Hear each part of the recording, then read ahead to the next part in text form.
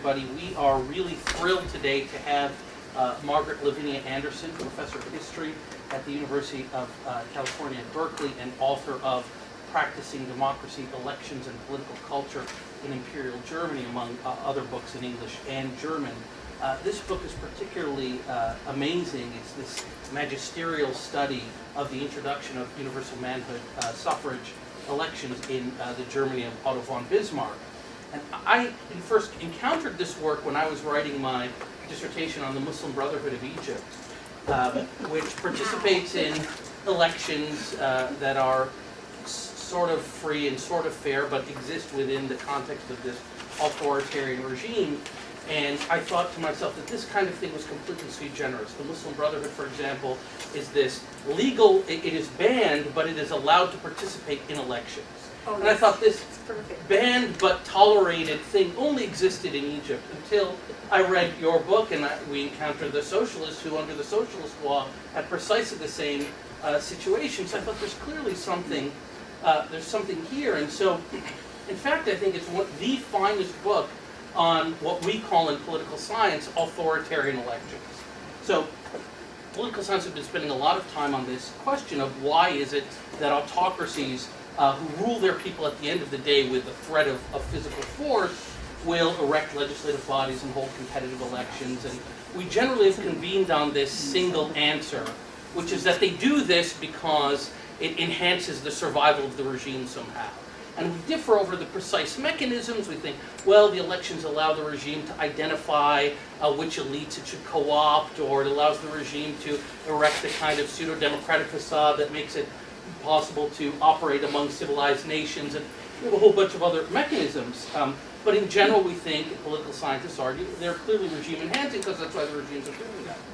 And what I loved about Margaret's book is that it really, in giving us this very deep study of elections in Bismarck's Germany, it awakens us to the fact that these elections have within them the possibility for uncertainty and for producing unexpected results. And in the case of, in this book, we see that, yes, these democratic practices were instituted at first as a kind of mechanism of control and manipulation, but you see that by enmeshing people in these practices, they partake of a kind of democratic culture that, while aborted a little bit later in Germany, as we know, was nonetheless well, and that's the recent unpleasantness. Okay, yeah, was nonetheless genuine, and we can see this in cases like Iran, for example, which I know we've talked about, where elections that the regime rigs nonetheless produce this outpouring of opposition that is very difficult to contain. So it's no wonder then that when Jenny and Archon asked me to put together a list of scholars who should speak in this speaker series on democracy in hard places, that I, a scholar of Egypt, would put number one with a bullet, a scholar of Bismarck's Germany. And so we are thrilled to have you here and very much looking forward to learning more from you. Well, thanks so much, Mark. The historian of German democracy has a hard row to hoe, because Germans, as we know, are justly famous for cars and beer and war, but they haven't been famous for democracy. And yet, as Tarek just said, Germany enacted direct, equal, universal manhood suffrage in 1867, the North German Confederation, which was moved over into the empire as soon as it was created in 1871. Now this is 2 decades before another country did the same, Spain in 1890. And then it took another 16 years before, in rapid succession, Norway 1906, Austria, Finland 1907, Sweden 1909, Denmark 1915, Iceland 1916, Netherlands 1918, and Britain 1949. Only 2 states, Greece in 1844 and France, after earlier trials, in 1852, enjoyed a similarly democratic franchise. So how can we explain this precocity? Well, thanks to some articles that Daniel Ziegloff has been sending me, I've caught up a little bit on what political scientists have been saying lately. And they argue about and puzzle over the circumstances that they call, or at least Daniel calls, the opening to democracy. And some have argued that it comes when economic equality reaches some medium point, and Daniel offers the interesting and I think quite wonderful criticism. How do we know what counts as a middle level of inequality? Reminds me of what a colleague of mine called the Goldilocks principle. Can't be too high, can't be too low, it's got to be just right. We think we've got some science. But this implies that there's popular demand from below, and that's why there can't be too much inequality because the elites will be too afraid of losing something. Others, for example, Yale's American historian Edmund Morgan in 1988 argued in an eloquent book, Inventing the People, that it's when elites compete against each other in order to tip the balance, they define something called the people, which they then enfranchise to help themselves out. And he was thinking of 17th century England, colonial America, but you could move it up to 1867 Disraeli versus Gladstone. But universal suffrage in Germany was the creation of one man, Otto von Bismarck, 1866-67. He did it as a tool against Austria. I won't go into that. And then it gets enacted in the Reich. It was preceded by absolutely no popular agitation from below, unlike the first Reform Bill in England in 1832. Nor was it, in any obvious sense, an instrument in a struggle between elites. He was the elite at this point. Only 3 deputies outside of his own hand-picked constitutional commission explicitly supported this measure. Only 2 deputies bothered in the Reichstag to oppose it. People didn't expect very much to change. Bismarck was its sponsor and destroyer. Why did he do it? Well, Bismarck had had a dismal experience with Prussia's legislature in the early 1860s, and this was a body indirectly elected with an unequal franchise weighted by wealth. So his hunch was that simple manhood suffrage would prove, quote, more favorable to the conservative principle, more than anything based on wealth. And, of course, he was wrong. Now, it's my argument that by 1914, Imperial Germany was a democracy, whatever that piece may be, and that the very process of voting itself, helped along by some cultural factors which I will believe in, set up a dynamic that produces this result. And this puts me, I suppose, on the institutionalist side of the institutionalist versus structuralist debate in political science. Yet certainly I think we might agree that if democracy means, as Larry Diamond has recently defined it, and he's certainly not original here, fair, free, and meaningful elections, then German democracy did grow, but grew in what was clearly a hard place. Let's take free. The police were ubiquitous in Imperial Germany. How would you like to go on the campaign trail when every public rally had to be registered with the authorities ahead of time so that a policeman could sit on the podium with the speaker right up there for everyone to see, and of course take notes and send them notes back. Moreover, Germany was not only a highly inegalitarian society, it was a very authoritarian society, starting with the Kaiser, going to the army, all the way down to the cops. Yes. But it was one in which each and every rank in the pecking order was quite unembarrassed about exercising its right to peck the one below it. So it was not only authoritarian, it was undisguisedly authoritarian. The people on the receiving end have been described as deferential. Now, Bismarck fully expected that traditional authoritarian relationships in Germany would continue to hold good at election time, that German voters would do what their betters told them to. And to some extent, he was absolutely right. In fact, some voters were so deferential, so determined to get credit for being politically correct, that they signed their ballots That was illegal and the ballots were thrown out. Others wrote letters to Bismarck or to the Kaiser himself to tell them how well they had voted. And some actually voted for the Kaiser, as if he were running for office. But even if a voter had wanted to vote secretly and hide it from his betters, it was difficult for him to do so. Though legally, voting was called secret. So in a legal sense, Germany has a secret ballot right from the start. There was no official, standard, government-printed ballot at the polls. It was up to you, the voter, or your party, to bring your own ballot to the polls, like bringing your own exam book to the exam. And of course that made it very easy for political groups and parties or individuals to manufacture ballots with some slight distinguishing mark, the paper a little odd tint, or an unusual size, or folded in a certain way, and people watching at the polls could see who is voting for whom. Now, of course, naturally, the opposing parties would do their best to produce a ballot that would be identical, particularly if they were not in authority. They, in some cases, would scour stationery stores to get exactly the right weight of paper. In one case, in the Ruhr, the Center Party stayed up all night before the election, cutting the corners off of their ballots to try to duplicate the small ones that the mine owners were distributing. But of course, this is a lot of work. It's not easy to do.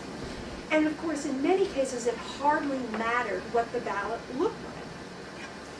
In many places, all across Germany, Election day saw landowners simply calling together their field hands, their stable boys, marching them to the polls, and standing over them watching how they voted. In the Ruhr, in the Saar, in Silesia, bosses of coal mines and steel works, Krupp and Essen, for example, would do the same thing.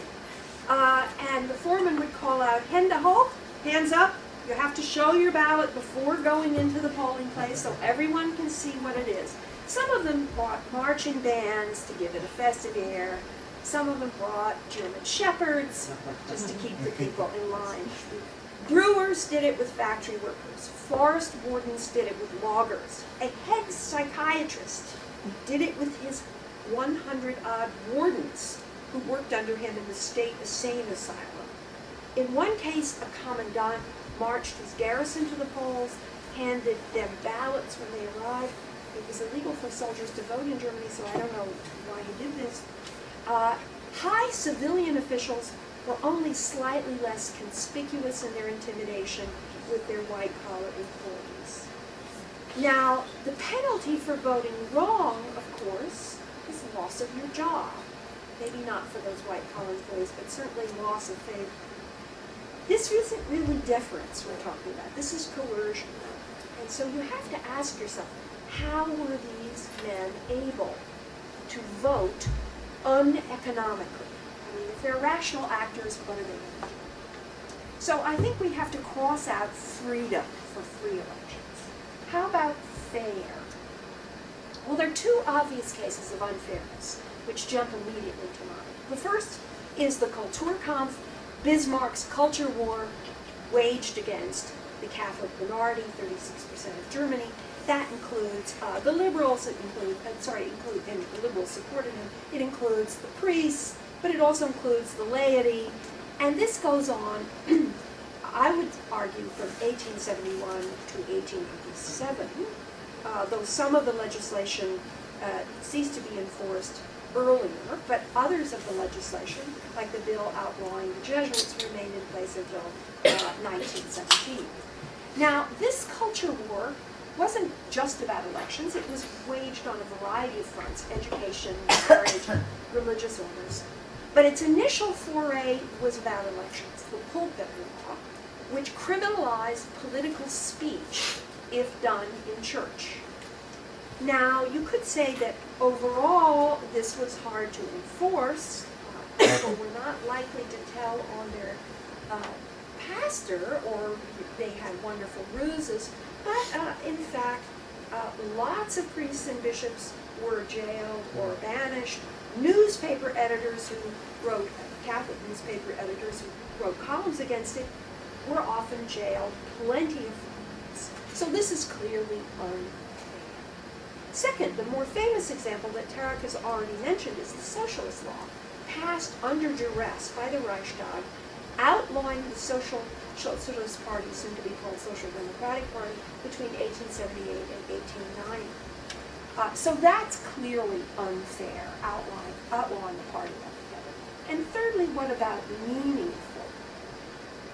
Well, many people would say it's no democracy because look at the powers of the Kaiser, look at the powers of the army, beyond the reach of the Reichstag of elections. We can talk about that maybe in discussion. I have some thoughts on that.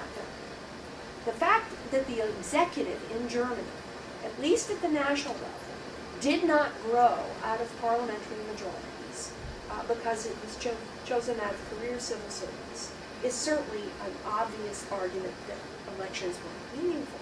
Less obvious, but I think in some ways more important, would have been the difficulty in constructing meaningful political campaigns around national issues in a country that 3 years earlier had been divided among 30-odd states, and where the population was so dispersed. In 1850, 73% of all Germans lived in communities of fewer than 2,000 people, 73%. Now we think of the 19th century as a great age of industrialization, but in 1871, it was 70%. And as late as 1905, more than half the population lived in communities fewer than 5,000. These people are way out there. It takes a lot of effort to go to 100,000 to 2,000 size communities and campaign. And as Stephen Fish in our political science department has argued in his very nice book on Democracies from Scratch about Russia, millions of individuals, however democratic the franchise might be, however democratic their sentiments might be, or how free their laws might be, they're not sufficient by themselves to establish effective representative government. Without effective political parties to provide continuity from election to election, without identifiable constituencies, elections produce amorphous legislatures with no security that the people actually talking in them are addressing anybody or representing anybody outside the room, incapable of disciplined action, no more able to define and carry out an agenda than your average faculty senate, which I think would be very similar. For an individual voter's choice to have an impact, there must be some funnel of an organization that can aggregate interests, give them some kind of stable embodiment that would make it worthwhile for another party or the crown or the bureaucracy to cooperate with them. In other words, they've got to be able to deliver. That's hard to do in a dispersed population. Not everything that calls itself a party, and France was full of parties that called themselves a party in the 19th century, but not every party that does so can really act. How does a group acquire the ability to aggregate interests? It can't if people don't in some way or another accept the leaders as theirs, if they don't believe they share an interest or an identity with the other people in the group. So you've got to ask, where does the glue come from, that sense of mutual obligation, vertical, but also horizontal solidarity norms is what Klaus also calls it, that enable parties to demand sacrifices from their constituents, and certainly in German elections it was a sacrifice to vote against your boss, to enable them to acquire resources of money and time to bind their supporters together on issues that are often quite unrelated to the day-to-day issue of the voters. Now, at one time it was fairly common to assume that these solidarities emerged naturally out of your life situation. Workers naturally voted class interests. Ethnic minorities naturally voted national identity. But as Giovanni Sartori has pointed out after analyzing the electoral geography of post-World War II France, political identities are not automatic outcomes of structural cleavages. The cleavages themselves, in fact, become relevant politically only as products of conscious organizers. And you could say that the last 10 or 15 years of research into nationalism would say the same thing. Nationalism is not automatic. Somebody's got to tell you you're a Serb before you really think like a Serb. And the same is true, I would argue, for religious affiliation. Now, here we're moving into the more democratic side of it. In the case of Germany, Bismarck and the liberals and their Kulturkampf widened religious cleavages powerfully enough to bring coherence into elections even out in the countryside, to discharge what Leon Epstein calls a party's minimum function, and that is to structure the vote. And I mean, that seems obvious to us, but that is so hard. Now, identity by itself doesn't really win elections. As Sam Barnes once said, no idea has ever made headway without an organization behind it. And when this franchise was introduced in Germany, where are the organizations? Well, the Catholic Church had one. It had the parish, an infrastructure already there for candidate selection. Parish priests could be what we in the U.S. would call ward healers. Get out there, pass out those ballots, find out who's going to the polls. They could broker farm interests and consumer interests and the interests in a parish, and then the diocese would say they could distribute ballots and flyers. They mobilized Catholic voters. And by 1874, Catholic turnouts in Germany averaged 78.7% in any race where there was any possibility of losing. But even in those districts where Catholics were so overwhelming that there was no possibility of losing, more than 70% on average came out and voted. What are they doing? They're showing the colors. They're showing they're there, that they're there. Now, this is a figure that the rest of the German electorate wouldn't reach 78% until 1903. Now, Catholics are over-proportionately located in precisely those small communities that make communication and mobilization and interest aggregation nationally so difficult. Does this mean that their elections are meaningful? Well, I think, of course, meaningfulness to voters can only be decided by asking the person doing the voting. But I myself would say 78+% suggests that the election is meaningful in some way. I'd also say that the party they voted for, the Center Party, did a pretty good job as time went on in interest aggregation within its own ranks, labor, farm, professionals. It held the balance of power in the Reichstag from the 1890s to 1914. It sat in every single cabinet in the Weimar. Now we may say, this is identity politics. It's not real politics. It's not meaningful. Where is the bread and butter? There is actually bread and butter in the aggregate interests. But I think even if we said identity politics are not meaningful, we would not be acting as scholars. We would simply be opinionators. Because most, if not all, of 19th century politics, where there is a mass electorate, were identity politics. Okay, let's now go to the question of free election. I think elections are meaningful, and I want to ask, how could they be free? Well, hierarchy and authority were ubiquitous in their manifestations in Germany, and at no time more visible, you'd say, than during elections. But that presents the historian and the political scientist with a puzzle. And the puzzle is really at the center of my story. The results of German elections don't support a picture of voters in the clutches of the powerful. The share of seats in the Reichstag going to parties that the government actively promoted begins in the first election with 56.5%. That's 1871. That's the very day after the big peace celebrations in the Franco-Prussian Wars. And you'd say the government's got a lot of people riled up on its behalf. And the mandates of those parties that the government supported diminished almost continuously, sinking to 25% in the last election before the war. This government could almost never win elections. There's two exceptions to that when they took extraordinary measures, but by and large it's like this, and every time they would win those two times, the next election they were even worse than they had been before that victory.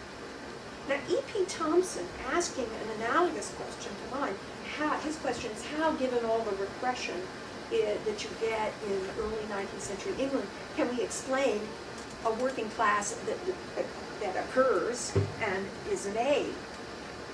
Finds part of his answer in culture, in what he calls the sub-political traditions of English plebeians, which embolden them to assert themselves in their rights. And one such tradition Thompson locates in the robust and rowdy, these are his terms, riot, legitimized, he says, by unwritten laws about the moral economy. Well, we could debate that, but I won't. Another he finds in the Bible-based, often millenarian, dissidence of dissent, of Protestant dissent. Now, neither of these traditions play any role in Imperial Germany. Protestantism in Central Europe doesn't have this vitality, visiparis vitality that you get in England with every little sect popping up. And Imperial Germany, unlike Georgian England, was a thoroughly hostile environment to any unruly person or group. But Germans had their own sub-political traditions, the opposite of the British rowdy one, but I think no less useful in providing a purchase for political dissent. And this is their tradition of respect for rules. The Germans consider themselves a legalistic tribe. They like to be in the right, Recht habe Recht, and right is defined, often as not, as the prescripts of a law or an ordinance or a permit. And the citizens of Imperial Germany took pride in belonging to a Rechtsstaat, a state governed by fixed procedures that could be universally applied, binding the ruler as well as the ruler. Now the word Recht is interesting because it means not only positive law, but also justice and right. And I think it's an interesting relation. And the verbal identification of rules and regulations with justice, and justice with rules and regulation, encourages a fruitful ambiguity and suggests that the rule's authority derive not only from its source, crown, parliament, God, but perhaps even more powerfully from the universality of its application. A willingness in Germany to judicialize conflict, which depends upon confidence in the universality of rules, has been traced back to the German lands as far back as the 18th century. In fact, some people, my colleague at the University of California at Davis, Bill Hagen, trace it back even further as something at the heart of the German tradition. Now, of course, rules like the Bible in England can be transgressed by people, but like the Bible in England, it had a transcendent value which everybody had to pay lip service to, even if they didn't observe. And this culture gives a powerful advantage to anyone who wants to claim to have the rule on their side. Now this conviction that rules must be obeyed has often, particularly after the Second World War, been invoked as this is the problem with those Germans. They go around obeying laws. And you can find trade union leaders and social democrats making jokes about the rules in Germany. However, I would argue the rules empower. Voters would go over each election code, and they had to be displayed in every voting place. And they took advantage of the law that said elections have to be public. First of all, the Catholic priests show up there watching to see what's happening in the polls. By 1874, the Polish Party has poll watchers sitting there, relay systems established so that one guy has to go off and eat, another comes in. The socialists by the mid-70s are doing the same thing. Now, if laws were transparent, we wouldn't need lawyers. If rules were self-acting, we wouldn't need courts. And Germany's rules and laws were no exception. They were open to interpretation. So we see, for example, a gendarme in Hanover coming up and confiscating the ballots of a candidate that the government didn't like, a legitimate candidate for the old king that had been deposed, and then coming back, giving the ballots back, saying he had just been told this was a free election. Elsewhere, election chairmen, that is election judges, these are basically unpaid temporary officers who are not at all behind. They would forbid people taking notes. They would chase poll watchers away with fire hoses. They would shut the polls down sometimes. If you're going to watch this election, you just won't have it. So they exercise their local authority. They have every intention of intimidating. And no law could have prevented them from doing it if nobody were fearless enough and had the gumption enough to invoke the law. So every right that these workers had, they had to fight for. They had, poll watchers had to have the grit to occasionally be beat up, scuffles really, when they tried to take notes, because every election chairman knew that there could be a challenged election coming out of this. And this is very important. This is an important aspect about German elections. And I guess I'll get to that in a minute, because I thought I was going to get to it now, but I'll get there a little bit later. As early as the 1890s, the deputies in the Reichstag ruled that every eligible voter, regardless of what district he was registered in, could go in any poll in Germany and observe. And that produced a spate of motions to the Reichstag censoring local and county election officials.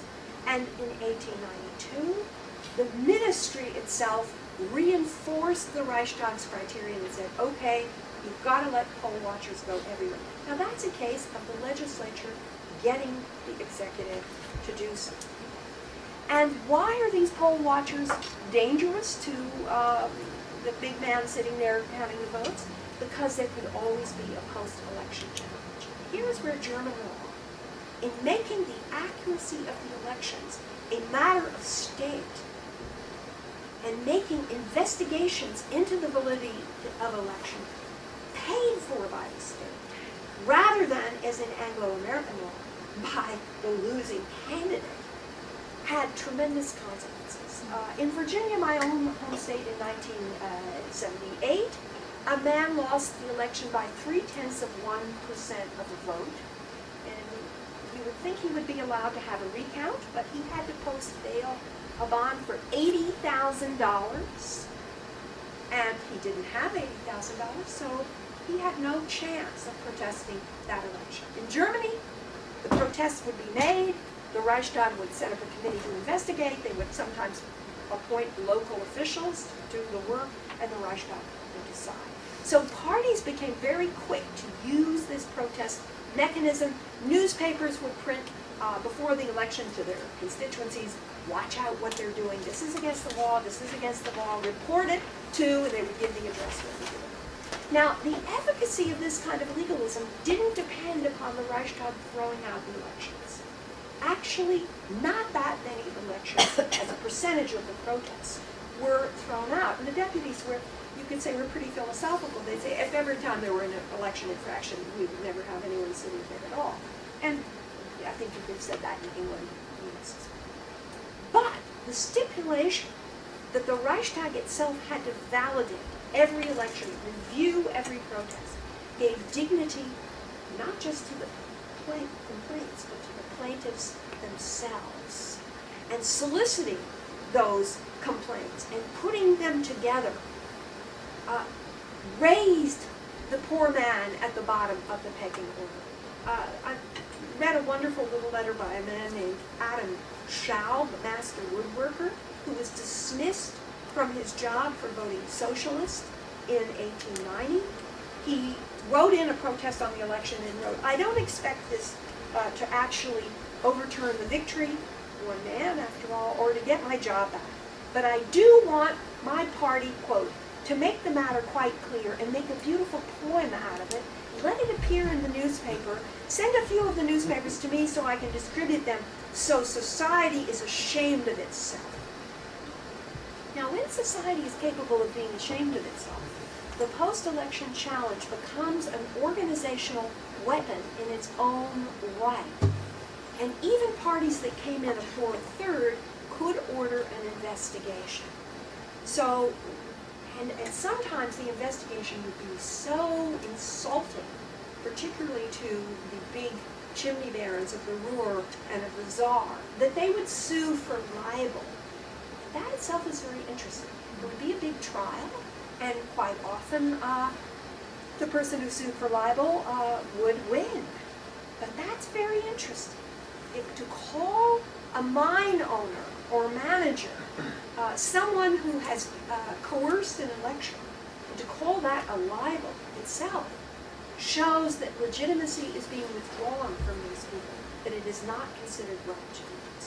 Okay, so I still haven't got to the question of how can a party that is illegal win elections, as the Socialist Party did. By 1890, the Socialists, that is during the period of the Socialist law, already in the 1890 election, it had more votes than any other party.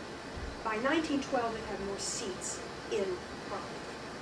Okay, how can they do that when the party isn't legal? Remember, Bismarck outlawed it with the help of the Reichstag in 1870. And his aim was to put the party out of business. This meant no social democratic clubs, meetings, publications. Their cash assets were confiscated. Booksellers of socialist books were forbidden. Jail terms amounting to 1,000 years. When you add up everybody's jail terms together, huge. This seemed to be a death blow to any hope for representation in the Reichstag. How could you cast a ballot for a candidate whose party is outlawed? Well, one way was to look at the Constitution and see that parties were not mentioned in the Constitution. The Constitution said every deputy in the Reichstag represents the whole country. Bismarck had done that on purpose because he didn't like parties. He thought this would end parties. But what it meant was that if you ran for Parliament, you were running for the whole country, not your party. It meant that during the election period, the 4 weeks before elections, and elections were held every 3 years, but there were lots of by-elections, runoff elections, etc., so it's more often. Parties simply don't count. The socialist law doesn't cover them. So the same pamphlet that would be illegal at other times, all it has to say is instead of vote socialist, it says vote, or not vote anybody. Instead of saying social democratic pamphlet, it says vote for Liebknecht, the social democratic candidate. That would be legal. Likewise meetings, likewise pictures. Also, once you got elected, say you've been arrested for making a speech in the wrong place, not during election. Like as not, the Reichstag would simply vote to say they can't arrest you. You have parliamentary immunity. There were almost no cases, there were a few, so I can't say never, but almost no cases in which the parties in the Reichstag failed to extend that courtesy to any member, even someone that they really hated and were running against. So socialists can sit in Parliament they can say anything they want. And there are stenographers that are taking down all those speeches, which then get published by the government, which then means that newspapers can quote them, and they're just quoting what somebody said in Parliament. So it's absolutely free. You can say whatever incendiary thing you want and get away with it. This privilege of election time even worked to disable the efforts of the Prussian government, and therefore the Reich, Prussia was involved in this, at Prussianizing Prussian Poland. The government had resolved in 1876 that there should be no Polish meetings of any sort if they didn't have a policeman around who could speak Polish. You could not speak the Polish language in public at any meeting unless there were policemen around. Policemen would joke about this. They'd say, I can do French, can I try that?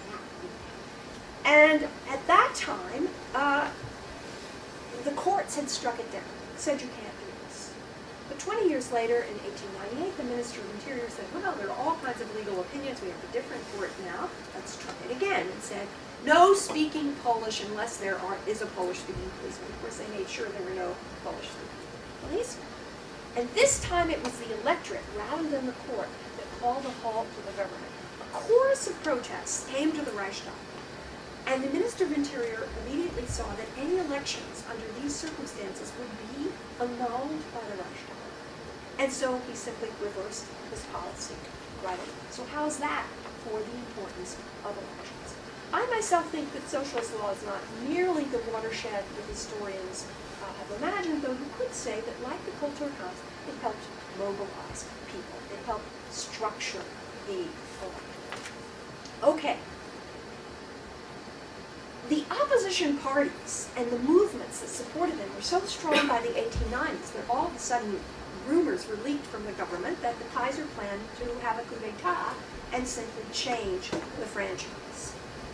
Actually, he had no such plans. And when he brought the matter up in cabinet, a member who was there, a general, reported everybody's jaw dropped. They looked like they would fall through the floor. Meantime, the Reichstag is rejecting 3 crucially important bills, at least according to the Kaiser, aimed at curbing the Social Democratic Party and squelching the labor movement. And they rejected one of them with a unanimous vote, the first unanimous vote in the Reichstag. Now, in 1909, interestingly enough, Wilhelm is reading the newspapers and sees that this big strike over in France, the government calls in the army and puts it down. He says, oh, damn. Now, if we look back from 1912 on, backwards, the past 40 years of democratic elections in Germany, we can single out a lot of accomplishments, but not least legitimizing the union movement, disabling efforts to Germanize Poland, making franchise changes, not just illegitimate, but really unthinkable, not to the far right, of course, but to the members of cabinet. In 1903, the Chancellor, supported by his interior minister but opposed by everyone else in his conservative cabinet, introduced protections for the first time of the secret ballot envelopes and some private space within the curtain. And his argument was the majority of the Reichstag has been demanding this. Now, actually, they've been demanding it since 1892. Anyway, it's late, but 20 years later. Now, perhaps we should concede that Imperial Germany was not such a hard place after all. Well, I want to suggest or remind us of 3 conditions in Germany that may not be found everywhere, but where they are found are positive ones. Structurally, I would say that far more important than industrialization or equality of income is communication. And here Germany was really quite advantaged. Education is a major part of communication, and Germany had universal primary education by about 1800 in just about every German state. That meant literacy was practically universal. People came from all over the world in the 19th century to see how they did it when they started setting up education systems. England didn't have compulsory education until 1871. It wasn't paid for by the state until 1880. But not just the common worker can read and write, and by the way, read newspapers. Germany in the late 19th century had more newspapers per capita than any country in the world. But look at the elites in Germany. In the 18th century, France had 1 university. England, Britain, had 2 universities. Germany had 30 universities. One of them, the University of Halle, had an African professor of philosophy. all of them, or almost all of them, allowed Jews to attend. Now, Oxford and Cambridge, Jews were not allowed at least to get a degree until 1871, nor were Catholics. So this is education, an elite education that is open to lots of people who get to be literate. I'm not saying, everybody gets to go to college, but still, this is remarkable. Now, how does this help spread democracy? Well, I am struck to the degree to which Germans followed developments in other countries. Workers certainly looked around to see what people were doing. Parish priests read about what was happening in Brazil's churches, etc. Cabinet ministers as well. And I say that the spread of the Australian ballot, which was going from country to country to country in this period, everybody in Germany knew it. And so did the elites know it. And so even conservative professors would say, the secret ballot, it's on the agenda, we've got to do it. There is this back and forth, you can call it a cultural world, but there it is. And the Germans are able to participate in it a lot better than people in other countries. But there are two other factors that I would cite which may surprise you, and I'll cite them very quickly, maybe we can discuss them. One of them is a religious cleavage. I think that was very helpful. I won't go into that, but I think, in fact, the Kulturkampf, bad though it was, I think it's helpful to have a transcendent value that give people a sense of legitimacy in doing something opposed to the government. We could go there. But secondly, and maybe more surprising, Germany had a very strong state, very well policed.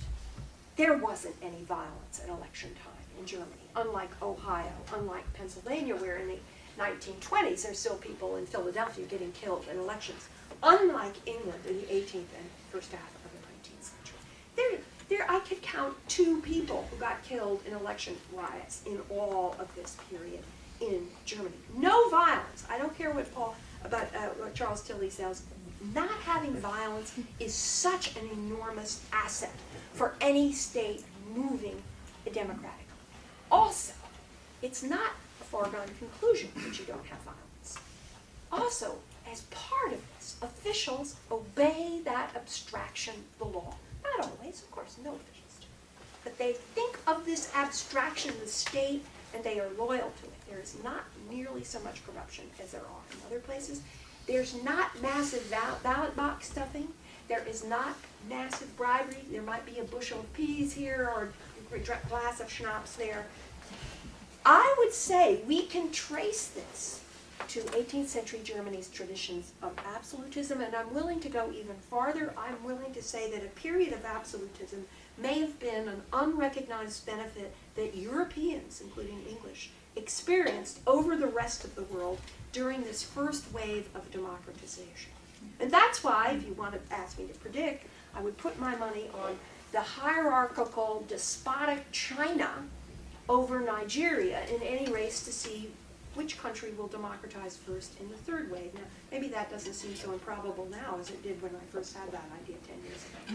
Anyway, now some will say, Germany, 1914, what democracy? And they can point out all of its shortcomings. Okay, I want to. But let's look at comparative perspective. Compared to England, where property still determined who voted, and in 1910, 78 Tory deputies were determined by property owners who had multiple votes.